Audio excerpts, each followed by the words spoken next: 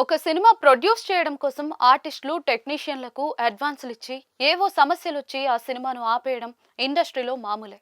కానీ సినిమా చేసే ఉద్దేశం లేకపోయినా కూడా ఊరికే అడ్వాన్సులు ఇచ్చి ఆర్టిస్టులు, టెక్నీషియన్లను తన వైపు తిప్పించుకుని తర్వాత సినిమా లేదు, ఏం లేదు అని చెప్పే నిర్మాత కూడా ఇండస్ట్రీలో ఉంటారని ఎవరైనా అనుకుంటారా? ఇలాంటి ఓ వ్యక్తి టాలీవుడ్ లో ఉన్నాడని అంటూ ఉన్నాడు.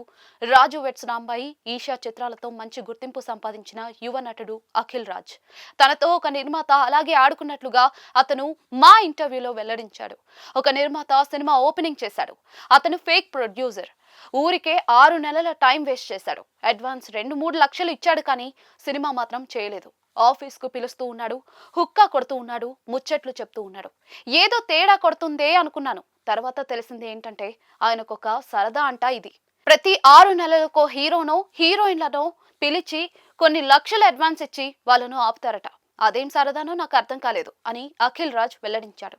మరోవైపు ఆనంద్ దేవరకొండ హీరోగా పరిచయమైన దొరసాని సినిమాలో తాను లీడ్ రోల్ చేయాల్సిందని అఖిల్ రాజ్ తెలిపాడు.